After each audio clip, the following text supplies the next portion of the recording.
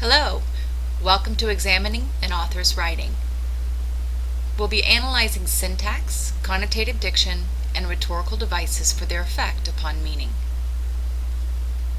As you follow along, open Notes and Notability and title them Examining an Author's Writing. Pause the video and take notes where appropriate. I will also encourage you to take screenshots to add to your notes when you are finished. Going beneath the surface of language and style for the author's meaning and purpose. For the purposes of this assignment, we will examine Martin Luther King Jr.'s "I've Been to the Mountaintop" speech and Winston Churchill's famous "We Will Fight" speech.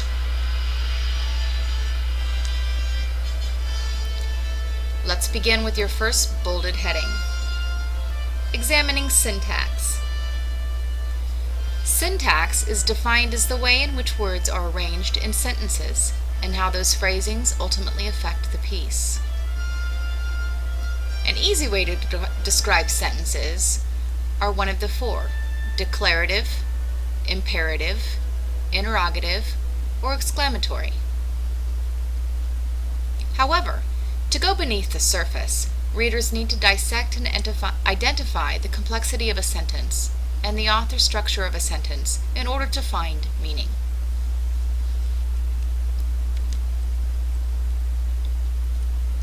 Examining syntax. These are the most common sentence structures.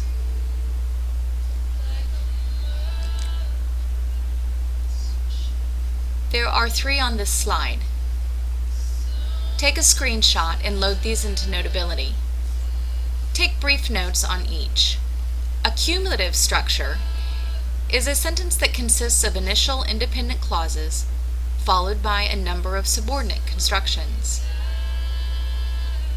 A cumulative sentence accumulates details about the person, place, event, or idea. Another is a periodic sentence or syntax structure. There are subordinate constructions that precede the main clause, which closes the sentence.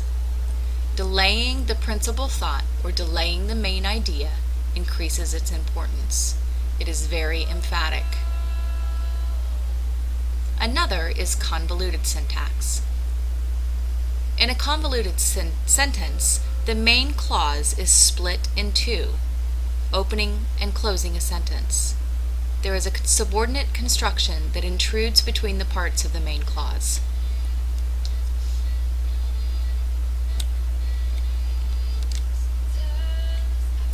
Again, take a screenshot, load it into Notability, and take some brief notes.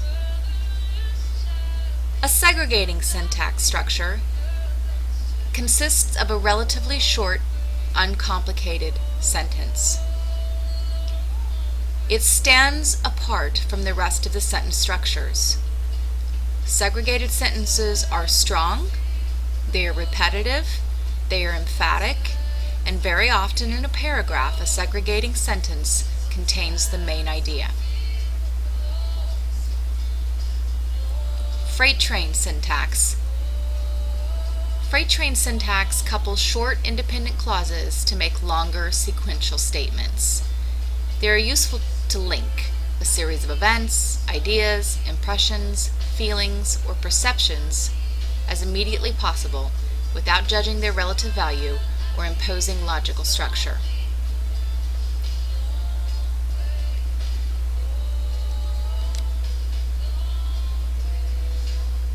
Antithesis. Antithesis is used in a sentence structure to show the opposition of or contrast of ideas. Antithesis is the direct opposite. It is used for effect. A syndeton is a structure that leaves out conjunctions in a list or between clauses. You would often replace them with "and." Polysyndeton is the opposite of asyndeton. Polysyndeton actually puts conjunctions between every item in a list or between clauses, and the conjunctions are repetitive and stand out.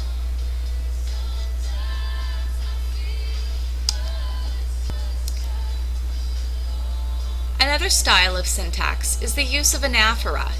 An anaphora has the same word or phrases at the beginning of each clause, a sentence or a line, and it creates parallelism. It lends to rhyme in the lines and just an overall feeling of rhythm. Tricolon is a series of 3 parallel words, phrases, or clauses. They are simple, potent, and powerful structures. Parallelism in threes. Thomas Jefferson, Abraham Lincoln, Franklin D. Roosevelt are famous people who used tricolon structure in their speeches. President Obama is known to use quadricolon, which is 4 parallel phrases or clauses.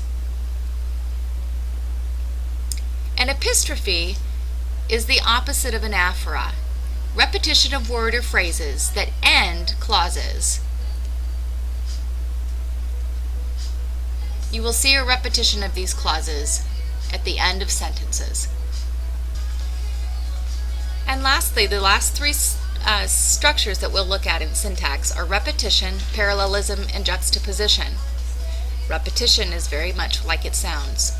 And it's an instance of using a word, phrase, or clause more than once in a short passage, and it's used for emphasis and dwelling on a point. You'll hear repetition. Parallelism is a similarity of structures in a pair or series of related words, phrases, or clauses. This is also called parallel structure. And juxtaposition is more complex.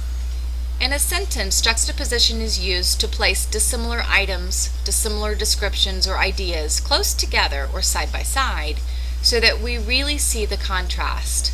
It is very effective and very emphatic.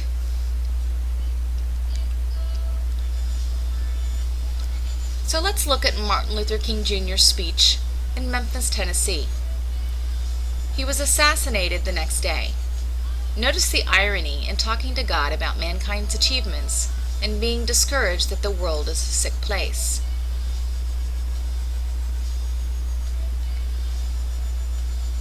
If you look carefully, in the 2nd, 3rd, and 4th, and 5th, and 6th, and 7th paragraph, you have anaphora. You have the beginning of every phrase or sentence with I would. This is also considered parallel structure because it is repeated throughout the passage.